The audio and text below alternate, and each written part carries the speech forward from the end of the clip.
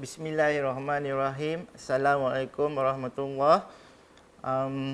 Bersama saya pada malam ini, terlebih dulu saya memperkenalkan diri saya lah. Saya Cikgu Asman daripada SMK Kuala Perlis. Dan kita bersiaran dari Jaib. Untuk jadi sidang penonton pun tahu, pada hari ini jadi hari yang ke-8 PKP, fasa yang kedua, dan kita nak ucap tahniah lah kepada diri kita sendiri kerana pada sampai hari yang ke-8 PKP fasa yang kedua pun kita masih lagi bersabar menanti dan menunggu. InsyaAllah sikit lama lagi kita berharap wabak COVID-19 ini akan berakhir. Okey, terlebih dulu saya nak mengucapkan terima kasih kepada Jaib dan Maib kerana dengan inisiatifnya dan kerjasama daripada pihak JPN Perlis, Negeri Perlis, maka jadi kita sediakan satu program yang cukup bermakna untuk anak-anak pelajar kita supaya dapat mengisi masa lapangnya dengan perkara yang berfaedah, dan yang paling baik sekali kita tidak ketinggalan pembelajaran. Okey, sidang penonton sekalian, saya pada hari ini seperti yang telah sedia maklum,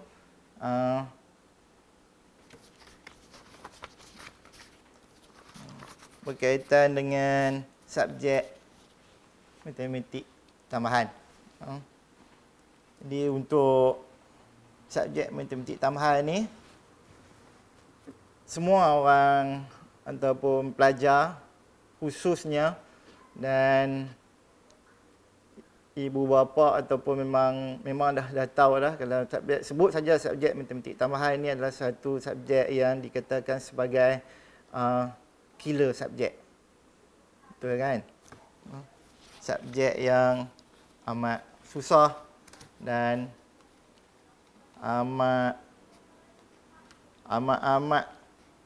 pening lah kita nak duduk menjawabnya. Nak jawab soalan dalam matematik tambahan tu. Okey. Jadi pada malam ni insya-Allah saya akan tunjuk mungkin apa yang saya tahulah sebuah sedikit dalam matematik tambahan tu, bagaimana tekniknya, bagaimana caranya untuk kita nak menjawab soalan dalam matematik tambahan. Jadi tajuk saya pada hari ini adalah teknik menjawab soalan. Saya fokus kalau sekarang ni pun itu kita belajar pun lebih kurang dalam tingkatan 5 cuma 1-2 topik saja kan. Jadi untuk saya fokus untuk topik yang tingkatan 4 dululah. Okey. Baik. Sebelum tu kita selalu belajar, kalau daripada sekolah rendah, malah daripada tadika sekalipun, masuk ke sekolah rendah, kita terus pergi ke sekolah menengah. Sekolah rendah pun dia ada 2 tahap, tahap 1, tahap 2. Sekolah menengah pun ada menengah rendah, menengah atas. Sampai ke menengah atas tu baru kita diperkenalkan dengan subjek matematik tambahan. Jadi sebelum tu memang kita dah belajar dah matematik kan. Matematik kita belajar awal lagi dah matematik, daripada tadika dah kita belajar, kita mengenal nombor dan seterusnya. Tapi dekat sini betul tak kita belajar ataupun kita faham apa makna matematik? Saya ambil petikan daripada William Paul Thurston. Dia mengatakan, okey, Mathematics is not about numbers, equation, computation or algorithm. It's about understanding, kefahaman. Bila kita belajar, maknanya dekat sini kita belajar apa-apa subjek pun, khususnya matematik dekat sini, kita kena faham konsep dia. Tiap-tiap satu topik itu mesti ada konsep dia untuk kita faham. Dia kita kena faham konsep. Dia bukan hanya melibatkan pengiraan, dia bukan hanya melibatkan apa number. Yang itu adalah kaedah. Tapi kalau dekat sini, yang paling penting sekali adalah kefahaman. Walaupun benda yang simple saja. Contohnya macam penambahan. 1 tambah 2. Itu benda simple. Dalam AdMath tak nak tanya lah soalan macam tu. 1 tambah 2. Kita kena faham konsep tambah. 1 banyak ni, 2 banyak ni. Dia jadi banyak mana. Okay. Kena faham. Okay, yang tu yang simple. Yang sedikit pengenalan daripada saya. Okay. Baik. Sebelum kita nak mendalami matematik, khususnya matematik tambahan, kita kena tahu sebab apa wujudnya matematik tambahan. Okey. Dekat sini, cara ringkasnya, cara senang nak cakap, senang nak bagi tahu dekat para penonton sekalian, dalam kita memang diperkenalkan dengan matematik. Sebelum tu perkenal matematik. Okey, dia ada kaedah dia, dia ada rumus dia. Sampai ke satu ketika ada satu permasalahan kita tak boleh selesaikan dengan menggunakan kaedah yang kita dah belajar. Maknanya dia perlukan kaedah yang baru. Dia memerlukan konsep yang baru. Dia memerlukan kefahaman yang baru untuk nak selesaikan satu masalah tu. Okey. Jadi, dekat sini, benda yang baru tu, ada konsep yang baru, ada kaedah yang baru, mungkin ada rumus yang baru yang akan kita perkenalkan, kita akan promote dalam matematik tambahan. Okey. Dekat sini, dalam matematik tambahan, bagi menengah atas, memang menengah atas lah matematik tambahan ni, ada 5 komponen daripada trust. 5 komponen trust. Kalau tengok dekat slide kat sini, maknanya dia ada komponen algebra, geometri, statistik, trigonometri, calculus, dan ada 2 komponen aplikasi. Komponen aplikasi pula dia bahagi kepada 2 bahagian, iaitu aplikasi sains dan teknologi, dan yang kedua adalah aplikasi sains sosial. Baik. Jadi saya akan fokus dekat sini. Saya akan tunjuk contoh-contohnya, contoh-contoh soalan daripada topik kita 4. Okey, kita bahagi 2 dekat sini, maknanya tiap-tiap komponen tadi ada yang kita promote dalam tingkatan 4 dan ada yang kita promote dalam tingkatan 5. Dengan erti kata lain, topik ni samalah dalam buku teks. Okey, yang ni saya bagi cuma dalam KBSM. Mungkin dalam KSSM sekarang ni dia ada perubahan sikit daripada segi topik tu. Okey, dalam KBSM yang ni. Jadi untuk tingkatan 5, untuk tahun ni memang last KBSM. Jadi untuk tingkatan 5 tahun depan, kita akan tahun pertama dan bagi KSSM. Okey. Okey. Kalau tengok dekat sini, yang banyak sekali adalah komponen algebra. Maknanya dekat sini, pelajar-pelajar sekalian, khususnya dan sedang menonton, yang paling penting memang daripada komponen algebra. Jadi pasal apa kita selalunya menghadapi kesukaran nak menjawab soalan dalam matematik tambahan? Sebab mungkin komponen algebranya ataupun kefahaman kita terhadap algebranya tak strong, tak kuat. Jadi saya cadangkan, okey, nanti kita akan lebihkan latihan dalam komponen algebra dan lebihkan praktis kita ataupun masa kita untuk komponen algebra ni. Maksudnya kita kena buat latihan lebih sikit lah ini. Okey. Baik. Saya pergi kepada satu-satu lah. Okey, yang ini komponen algebra.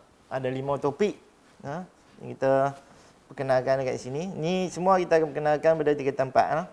Iaitu hubungan dan fungsi, persamaan kuadratik, fungsi kuadratik, persamaan serentak dan indeks dan logaritma. Okey. Komponen yang kedua yang penting dekat sini adalah geometri koordinat.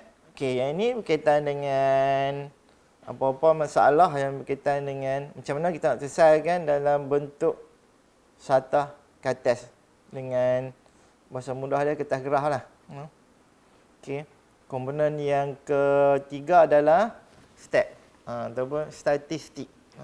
Jadi topik ni kita dah ada belajar juga dalam matematik, tapi dalam matematik tambahannya ada penambahan sikit. Contohnya dekat sini, kalau untuk matematik tambahan kita fokus kepada yang pertama cari median dan SMP awal. Ini kita boleh menggunakan kaedah rumus. Tapi sebelum tu kena faham median tu apa, SMP awal tu apa, dia berkaitan dengan apa. Okey.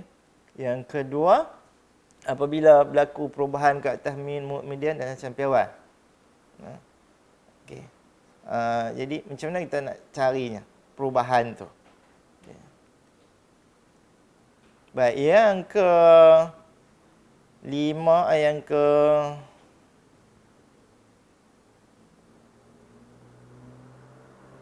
okey, yang seterusnya komponen trigonometri. Iaitu satu topik saja yang kita akan belajar masa 3 tempat, sukatan membulat. Okey, yang ini berkaitan dengan, sebut saja trigonometri, dia berkaitan dengan segitiga, konsep dalam segitiga. Okey.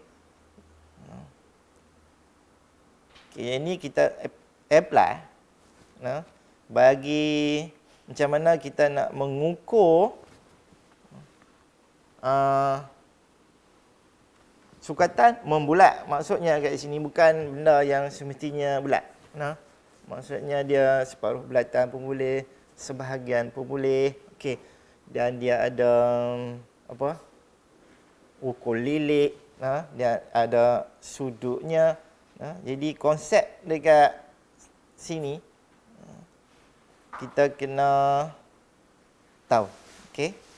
Baik, seterusnya daripada komponen kalkulus. Ini yang paling pelajar tak berapa suka ini. Sebab apa? Dia kata yang ini sebab kalkulus benda yang susah untuk nak dipaham. Okey. Memanglah sebab dia ada benda yang tersembunyi sikit. Yang ini berkaitan dengan konsep perubahan. Okey. Yang ketiga, yang seterusnya adalah aplikasi. Okey. Aplikasi yang pertama sains dan teknologi. Jadi kita akan belajar itu penyelesaian segitiga. Okey, yang kedua sains sosial. Yang ini topik ni memang famous. Memang pelajar akan suka buat daripada soalan daripada topik ni. Okey. Baik. Yang tu saya review sikit berkenaan dengan topik-topik yang kita akan belajar semasa di tingkatan 4 ataupun bagi pelajar tingkatan 5 memang dah belajar. Okey. Sekarang kita tengok seterusnya, kita tengok berkenaan dengan nak menjawab soalan nanti kita kena tahu ada berapa kertas semua bagi matematik tambahan. Okey, ada 2 kertas kat sini.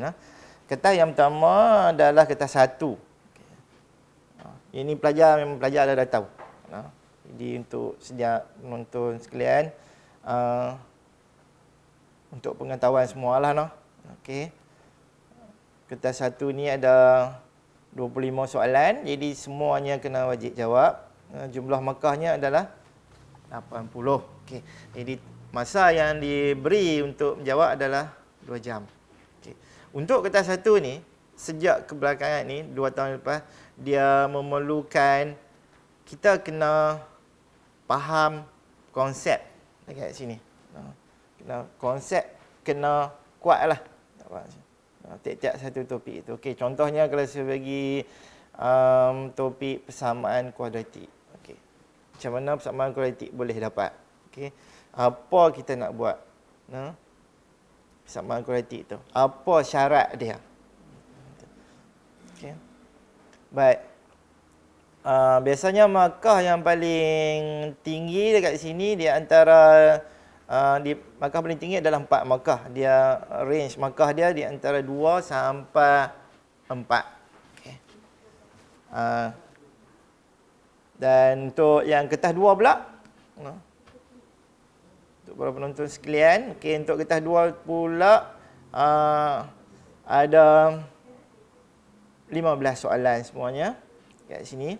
Okay, dia ada 3 bahagian, iaitu bahagian A, bahagian B dan bahagian C. Okay, yang bahagian A itu ada 6 soalan kita jawab semua. Okay. Range markah dia tiap-tiap satu soalan tu di antara 5 markah sampai ke 8. Okay, tadi kita tengok dalam kertas 1, maknanya markah paling tinggi adalah 4. Masuk ke kertas 2 bahagian A, markah paling tinggi, paling rendah jadi 5. Jadi bahagian A paling tinggi adalah 8. Okey, jadi seterusnya bahagian B dan bahagian C. Bahagian B ada 5 soalan, jawab 4 soalan. Okey, bahagian C ada 4 soalan, jawab 2 soalan. Okey. Jadi untuk pengetahuan sidang penonton sekalian, okey. Yang bahagian C tu, dia daripada soalan pakej aplikasi. Okay. Jadi maknanya dekat sini, tadi kita perkenalkan pakej aplikasi, kita belajar masa tingkatan 4 ada 2 topik, masa tingkatan 5 ada 2 topik, jadi dia jadi 4 topik. Jadi kalau ada 4 soalan, maknanya daripada 4 topik yang berikutlah daripada pakej aplikasi. Okay. Jadi masa yang diperuntukkannya adalah 2 jam 30 minit. Okey. Dalam kertas 2, dalam kertas 2, soalannya adalah soalan agak panjang sikit. Jadi kita kena faham soalan tu dan kita kena tahu proses nak menyelesaikan soalan tu. Okey. Maknanya tiap-tiap soalan tu kita kena tahu dia punya proses nak menyelesaikan masalah. Satu-satu soalan tu kita panggil sebagai masalah. Okey. Seterusnya. Okey. Kita teruskan dengan penyelesaian masalah. Okey, yang ini berkaitan dengan soalan. Yang ini kita boleh ikut orang kata apa? Semasa kita nak menjawab soalan semasa peperiksaan sebenar ataupun nak buat latihan. Kita boleh ikut follow ni. Jadi bila kita dapat satu soalan, di proses nak menyelesaikan masalah ni ada 3 cara umumnya. Yang pertama, kenal parti masalah. Soalanlah senang. Yang kedua, kita plan strategi nak selesaikan masalah tu. Last sekali dapatlah jawapan dia. Okey, tu cara ringkas. Baik. Proses dia tentu ada step dia kan untuk nak selesaikan masalah. Sekarang ni pun musim COVID-19 pun No? Kerajaan Malaysia pun kan ada step dia nak selesaikan masalah. Okey. Step. Kalau untuk matematik tambahan pun sama juga. Ada step dia. Okey. Ada 4 langkah semuanya. Untuk nak selesaikan masalah COVID-19 pun ada step juga pun. Sama juga. No? Ada 4 langkah juga. No? Kita cari, kita uji, kita sisih dan kita rawat. Ada 4 step. No? Itu COVID-19. Okey. Dekat sini, langkah yang pertama, kita kena faham dulu masalah tu. Okey, masalah dia apa sekarang? Masalah dia COVID-19. Okey, jadi macam mana kita nak buat? Kita faham. Okey. Tapi soalan dalam matematik tambahan, tak tahulah kalau tahun ni kot ada masuk dalam berkaitan dengan COVID-19 no. Okey. Sekarang kita tengok bila dapat satu-satu soalan ataupun masalah, baca dan kaji tengok apa maklumat yang diberikan, apa maklumat yang dikehendaki. Ada dua berbeza. Nah. Tengok maklumat apa yang ada dan maklumat apa yang kita perlu untuk selesaikan masalah tersebut. Dan seterusnya tentukan semua ada maklumat yang diberikan tu mencukupi atau tak. Boleh tak kita nak selesaikan? Jika tak cukup, apa benda lagi yang kita perlu ambil? Apa benda lagi maklumat yang kita perlu cari? Okey, seterusnya kalau boleh dan melibatkan rajah, cuba kita lakarkan rajah. Kalau melibatkan tanda ke apa ke, persamaan ke apa kan, cuba tengok kat situ. Cuba lakarkan dulu kalau boleh lakar rajah lah. Dan kerana soalan tu dia bagi bukan dalam bentuk ada gambar rajah. Jadi kita untuk nak bagi kita faham, kita lakar supaya bagi senang kita. Okey. Baik. Sedang menonton sekalian, untuk langkah yang kedua pula, okay, memperoleh rancangan penyelesaian. Okay, kita tengok kat sini lah. Jadi kita cari hubungan di antara data yang diberi dengan apa yang dikehendaki. Apa yang dikehendaki itu adalah mungkin soalan yang ditanya. Data yang dia bagi kat atas dah dia bagi maklumat apa sikit, kemudian dia tanya. Okey, dia nak apa dari kat sini. Okay, kita kena faham yang tu dulu. Okey. Step yang kedua, tentukan sama ada kamu kita pernah tengok tak soalan tu. Kalau kita pernah tengok ataupun kita ni memang suka buat praktis, jadi kadang-kadang tu kita akan jumpa soalan yang seakan sama dengannya, jadi kita mudah faham. Itu sebabnya kalau dalam mat, kalau kita je buat praktis, senang nak menjawabnya. Kadang-kadang tu memang kita akan jumpa soalan yang seakan sama. Jadi taklah teruk kerja kita sangat nak berfikir macam mana nak selesaikan masalah tu. Okey. Dan step yang kedua, tengok rumus ataupun teorem apa yang kita boleh guna dekat sini. Dan seterusnya, okey. Plan, rancangan penyelesaian. Okey, macam mana kita nak jawab? Okay. Jadi langkah yang ketiga, baru kita menjalankan rancangan penyelesaian. Okey. Untuk rancangan penyelesaian ni, sidang tuan sekalian, jangan gopoh. Cuba buat dengan berhati-hati. Sebabnya apa dekat sini? Kalau kita buat dengan cara yang tergesa, nak cepat, mungkin ada banyak lagi soalan yang kita perlu buat. Jadi ada kesilapan pengiraan dekat sini. Baik. Seterusnya, langkah yang keempat, ini kita semak semula. Kita boleh cek balik apa yang kita buat tadi betul ataupun tak. Ini kita semak semula. Okey. Selalunya untuk proses nak menyemak semula ni, kalau bagi peperiksaan Nah, peperiksaan macam ujian 1 kat peperiksaan tengah tahun, ada cikgu bagi balik kertas jawapan tu, kamu cek balik situ. Nah, pelajar cuba cek balik sama ada dia tahu mana yang kita silap. Mungkin kadang-kadang tu dia silap benda yang simple saja, dari segi pengiraan. Okey. Okey, baik. Seterusnya saya dedahkan sikit kat sini dengan penilaian matematik tambahan. Okey, dia berdasarkan apa kat sini? Okay. Yang pertama, pengetahuan. Pengetahuan yang ditaksir. Okay. Mungkin satu-satu soalan tu dia berkaitan dengan apa pengetahuan yang kita perlu ada. Kita boleh tahu kat sini dan kita boleh nyatakan dengan secara bertulis. Contohnya dekat sini, sudut, ukuran bagi sudut.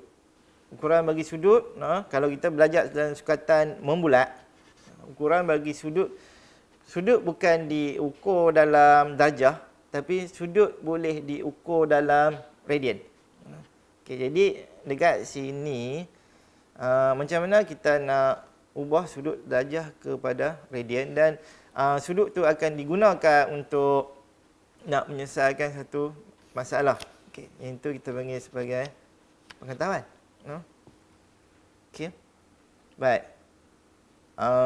Seterusnya, kaedah. Kaedah. Macam mana kita nak selesaikan satu soalan tu? Kaedah apa? Rumus apa kita akan guna dekat sini? Kalau ada 2-3 kaedah ataupun 2-3 step sebelum nak mendapat jawapan tu, jadi markah dia pun akan jadi 2-3 markah lah kat sini. Dan seterusnya nilai. Nilai ni adalah jawapan lah. Baik. Baik, sekarang kita tengok bagaimana cara nak menjawab yang ni. Saya fokus ada kertas 1, ada yang kertas 2. Saya fokus kepada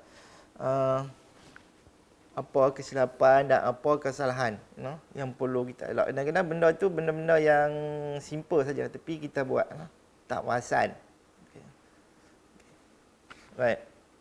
Yang pertama, langkah dan kerja mengira perlu ditulis dengan jelas. Maknanya yang ni dia boleh, kadang tu pelajar dia bijak mencongak, dia tulis jawapan saja tanpa ada kaedah. Kalau kita tahu walaupun kita bijak congak, tapi kita tulislah sikit jalan kiranya. Yang kedua, jangan tinggalkan sebarang soalan tanpa dijawab, kerana jawapan yang salah tidak akan dipotong markah. Kalau untuk yang ni, saya tanya pelajar siapa tinggal, siapa tak jawab soalan, dia kata memang tak hati nak jawab langsung. Dia kata dia tinggal lah kat sini. Jadi maknanya dekat sini, walaupun kita tak hati nak jawab langsung, kita kena check lah soalan tu. Ini bagi sebelum periksa lagi lah. Kita check soalan tu, sebab apa soalan ni kita tak boleh jawab, apa masalah dia. Jadi kita kena check balik, turun balik sampai tahu mana yang kelemahan kita tu, dan kita kena perbaiki. InsyaAllah kita akan boleh jawab itu soalan yang sebelum ni memang kita langsung tak hati. Seterusnya, yang ketiga, maka akan diberi kepada langkah mengira, kerja mengira yang betul tanpa mengira jawapan akhir itu betul ataupun salah. Jadi maknanya dekat sini, yang ni untuk langkah kerja mengira ni kaedah lah. Jadi kita tengok dalam penilaian tadi, kaedah yang ditaksir. Kaedah dia guna betul, kita boleh bagi markah dekat sini. Jadi pemeriksa kertas boleh bagi markah sini, janji kaedah tu betul. Yang seterusnya, beri jawapan yang tepat mengikut kehendak soalan dan dalam bentuk yang paling ringkas. Jawapan yang tepat dan mengikut kehendak soalan ni maksudnya, kalau soalan tu dia minta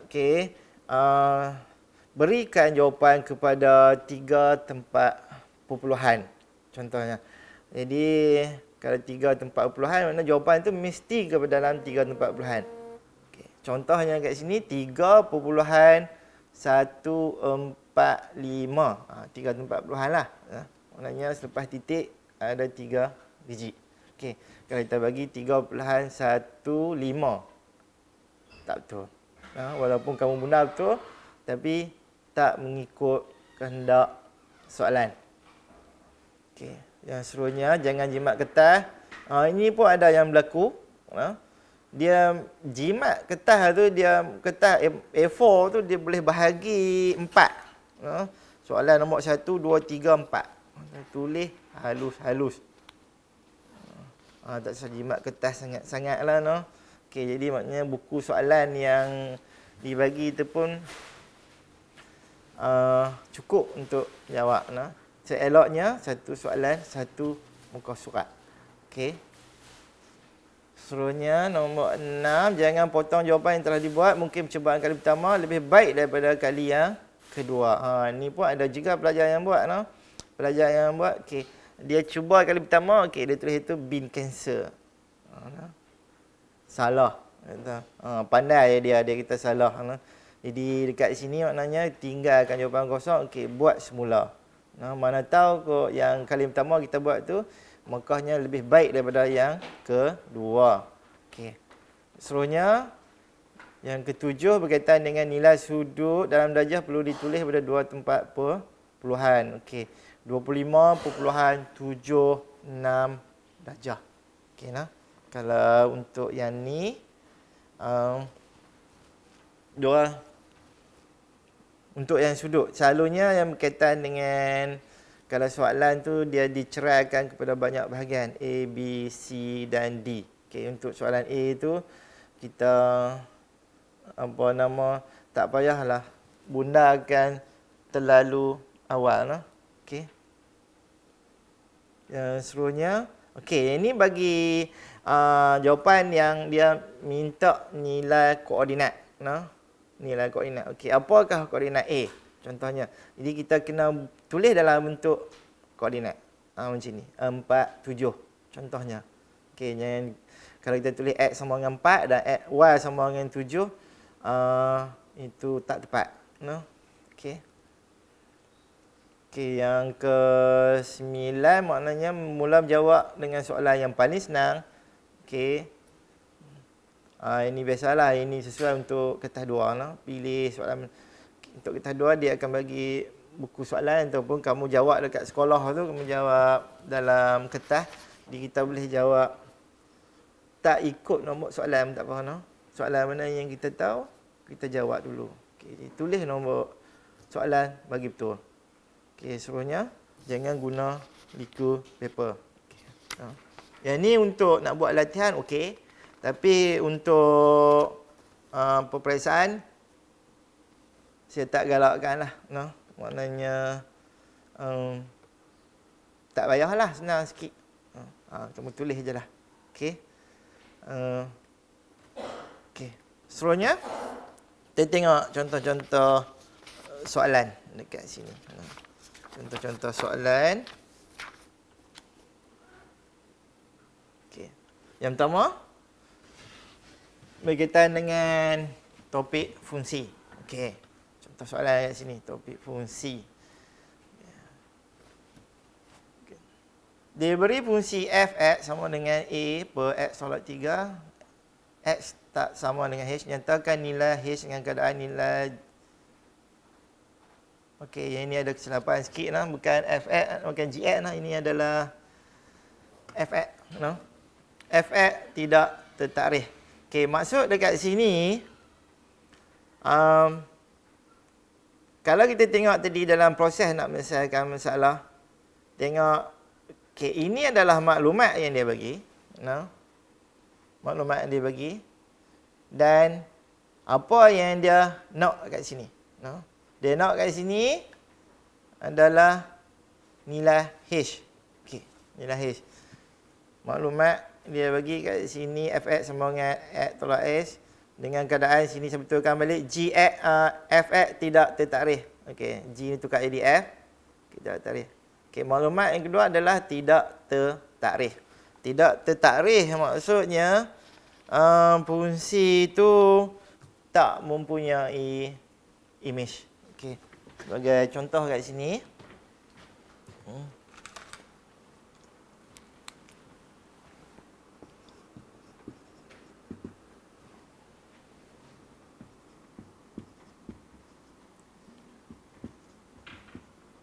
Okey, tak boleh sama dengan H. Okey. Maklumatnya adalah dia kata fungsi itu G F(x) tak tertarikh. Tak tertarikh maksudnya F(x) image-nya tak ada. Kat sini. Image-nya tak ada. Okey, senang cakap tak ada lah. Tak ada ni lah kat sini. Okey. Jadi macam mana kita nak tahu kita image ada tak ada? Kat sini. Maknanya kat sini kita buat okey. Sini X, sini F(x). Ini tak ada. Okey. Tak ada. Okey. Bila itu tak ada, maknanya dekat sini mesti tak ada. Okey. Macam mana? Yang tu tak ada dekat sini. Tak ada nilai. Tak boleh dikira. Okey, tak boleh dikira. Maksudnya penyebut kat sini dia akan jadi sama dengan apa? Kosong. Okeylah. Okey, jadi kalau kita nak dapat dia tak boleh sama dengan kosong. Kalau dia sama dengan kosong, dia akan jadi tidak tertarikh. Okey. Jadi maknanya dekat sini X tolak 3 tak boleh sama dengan kosong. Okey.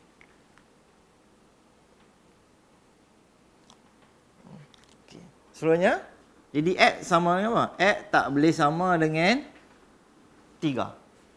Okey.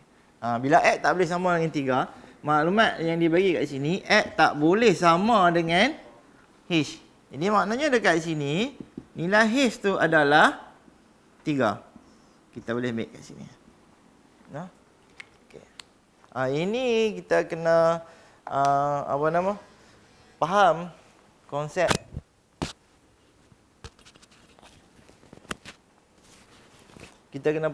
konsep fungsi tu dulu. Macam mana fungsi itu setiap hubungan tu mesti ada image. Setiap objek mesti ada image dalam hubungan tu, baru dikatakan sebagai fungsi. Okey, kalau dekat sini, maknanya dekat sini sini tak ada. Dia sama dengan kosong. Jadi dia tak ada image. Jadi kita bukan fungsi lah kat situ. Okey. Contoh yang kedua kat sini, okey. Ini contohlah. Jadi markah dia kat sini. Yang kita tahu bahawa X tolak 3 tak boleh sama dengan kosong, kita bagi satu markah. Okey. Contoh yang kedua ini contoh soalan fungsi 2 Okey. F(x) sama dengan 5x tolak 4. Cari nilai x apabila f(x) memetakan kepada dirinya sendiri. Okey. Baik. Yang ini pun sama juga cara kita nak duk selesaikan masalah yang melibatkan fungsi dia banyak kita menggunakan gambar rajah anak panah. Okey. Kita buat macam ni. Gambar rajah anak panah. Okey. Okey, fungsi f sekarang. Fungsi f, sini x. Okey. Sini dia akan jadi di bawah fungsi f tu adalah 5x tolak 4. Okey. Di bawah fungsi f. Fungsi f sekarang adalah 5x tolak 4. Okey, sekarang ni kita cari nilai x apabila f(x) dipetakan kepada diri dia sendiri. Diri dia sendiri yang ni. Diri dia sendiri. Maknanya f objek. Okey, ini objek. Diri dia sendiri, dia akan jadi apa sini? X. Diri dia sendiri. Okey. Mesti dapat x je. Okey. Jadi cari nilai X dekat sini. Okay. Jadi maknanya ini diri dia adalah X. Dipetakan kepada X juga. Jadi berapa nilai X tu? Okey. Tengok kat sini. Maknanya Fx sama dengan X. Okey. Fx adalah 5x tolak 4. Jadi 5x tolak 4 sama dengan X. Jadi X sama dengan 1 dekat sini. Okey. Ini pun markah dia macam ni. Lebih kurang. Okay. Contoh soalan fungsi yang ke-3 dekat sini. Okey. Okey, ini dia bagi G kuasa 2X sama dengan 36 tolak 32 dan GX sama dengan AX tambah B. Okey, dan A tak kecil daripada kosong. Tak sama kosong, dia ni kecil daripada kosong. Cari nilai A dan nilai B. Okey, maknanya ini kaedah kita nak duk selesaikan. Tengok maklumat yang dia bagi sini adalah sini GX, sini adalah G kuasa 2X. Okey. Maknanya kalau kita nak dapatkan nilai A berada pada function G saja. Ini G kuasa 2. Jadi maknanya dekat sini kita kena bagi samakan dia punya ini, dua-dua function ni. Kalau sini G kuasa 2, sini G. Jadi sini kena jadi G kuasa 2. Kemudian baru kita boleh sama dengan G kuasa 2 dekat sini. Okey. Kaedah ni kita panggil apa? Kaedah ni kita namakan sebagai perbandingan. Okey. Macam mana kita nak buat?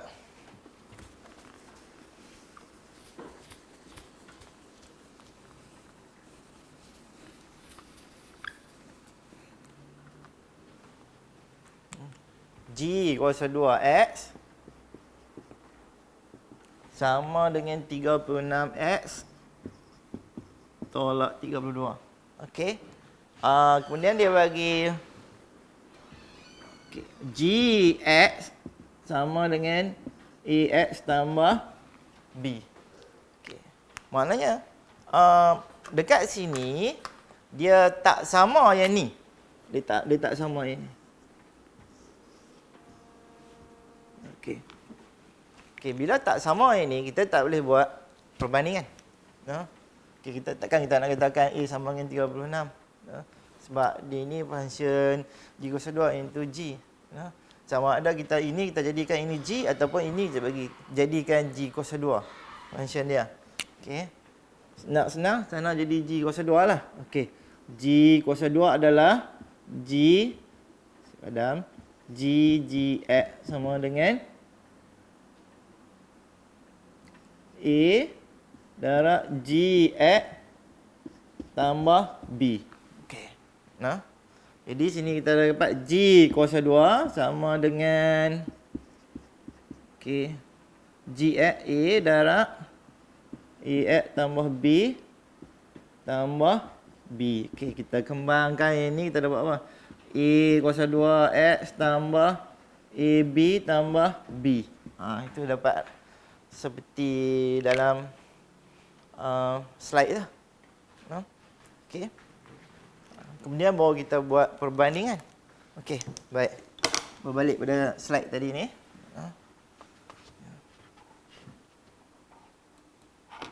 Okey, kita bandingkan. Bandingkan dengan atas. Sebab ada sama dah ini. Kita dapat, jadi A kuasa 2 sama dengan 36. Bila A kuasa 2 sama dengan 36. Jadi kita nak A saja. Sebelah sini kita kena punca kuasa 2 kan.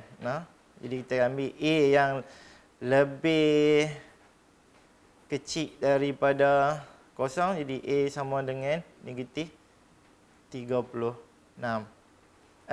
Negatif 6. Okey, seterusnya kita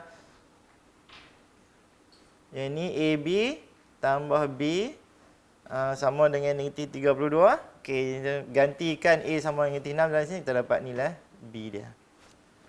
Okey.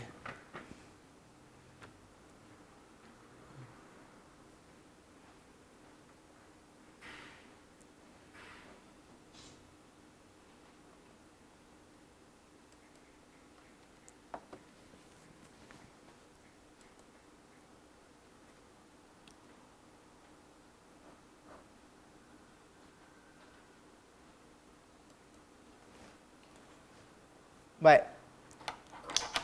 Sekarang kita tengok contoh yang seterusnya dalam persamaan kuadratik. Bagi persamaan kuadratik,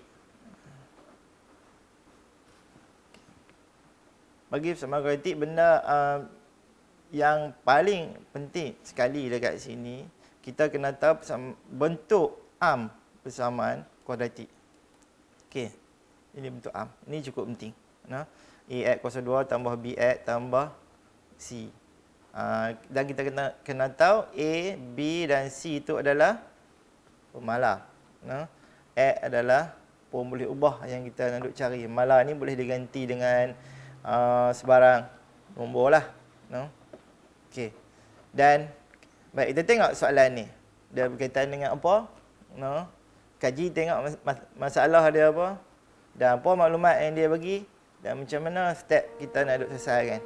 Okey, dekat sini dia bagi persamaan kuadratik A darab X tolak 4 sama dengan H tolak 3K. Ini dia bukan dalam bentuk arm. Dia bukan dalam bentuk arm. Maknanya, yang ni kita kena selesaikan dan tulis balik dalam bentuk arm. Okey. Maklumat lagi yang dia bagi, dia mempunyai dua punca yang sama. Okey, jadi dua punca yang sama tu apa dia? Okey. Ini kita tulis dah dalam bentuk arm. Jadi dua punca yang sama itu kita gunakan pembeza layan B kuasa 2 tolak 4AC. Okey, ini bagi pelajar yang dah belajar topik persamaan kuadratik, dia tahulah maknanya ni. B kuasa 2 tolak 4AC sama dengan kosong. Okey, sini dia punya keyword dia, dua punca yang sama. Okey, jadi kita gunakan nilai compare kat sini. B dia apa, C dia apa, A dia apa kat sini. Dia sama dengan kosong. Okey. Kita dapatlah H dalam sebutan K dekat sini. Baik.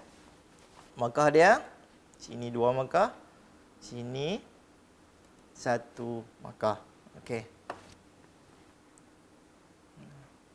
2 markah ni maknanya kita ambil apa B, A dan C nya sini lah. Kemudian satu lagi markah kita guna rumus B kuasa 2 tolak 4AC sama dengan kosong. Okey. Seterusnya saya nak tunjuk lagi satu contoh.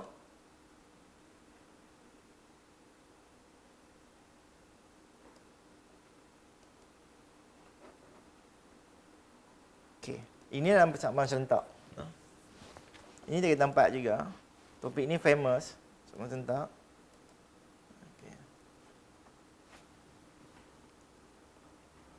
Yang ini agak direct sikit.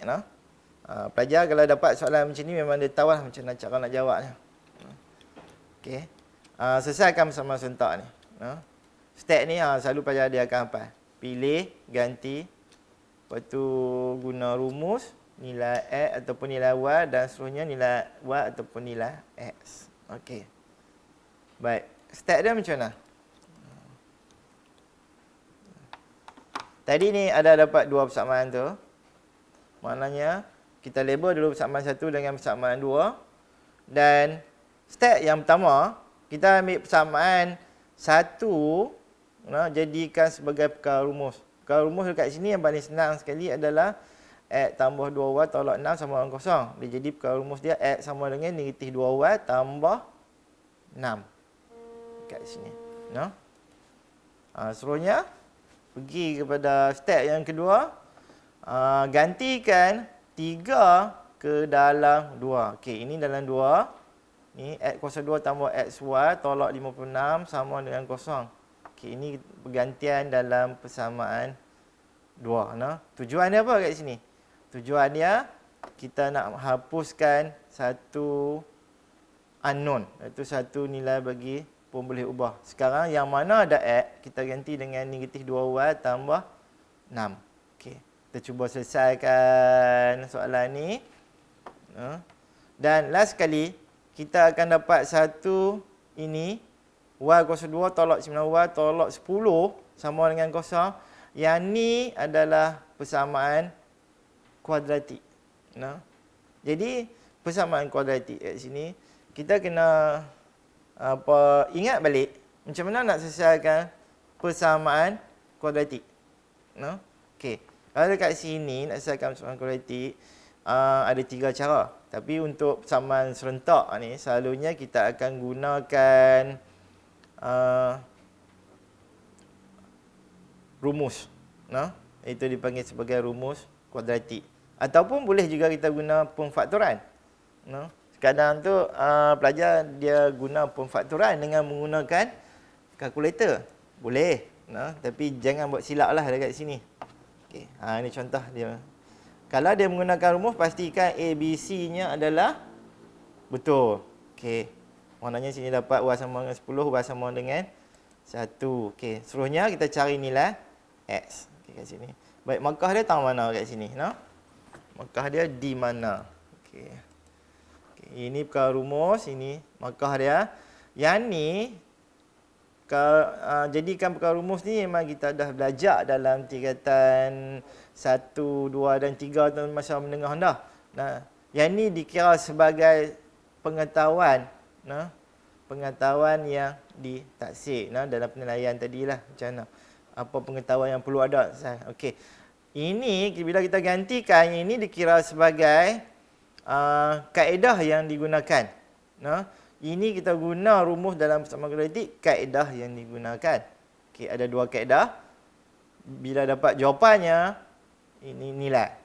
Dan jawapan yang kedua pula nilai. Okey, untuk ini adalah 5 markah. Baik. Dan ada berlaku kesilapan juga dekat sini. Dan ada tengok kesilapan dalam pemfaktoran. Okey, sebagai contohnya macam ni. Okey, ini kita dapat persamaan kuadratik. Kesilapan dalam faktoran selalunya berlaku apabila kita menggunakan kalkulator lah. Selepas kita guna kalkulator, okay, kita akan dapat jawapan macam ni. Lepas tu kamu pun reverse balik. Okay. Dapat jawapan macam ni. Okay. Yang ni kita panggil sebagai pemfaktoran tak wajar. Okey lah, sedang penonton sekalian. Tak payah rasa untuk kali ini hanya setakat tu sajalah. InsyaAllah dengan apa? InsyaAllah saya berharap saya terlebih dulu nak mengucapkan terima kasih kepada Jaib dan Maib serta GPN kerana dapat menyediakan tuition secara online ni dengan untuk mengisi masa lapang pelajar-pelajar yang berada di rumah. Okey. Baik, inilah pesanan saya. Okey. Duduk rumah, stay at home. Hapuskan COVID-19. Thank you frontliner, polis mengaji. InsyaAllah. Baik. Assalamualaikum warahmatullahi wabarakatuh.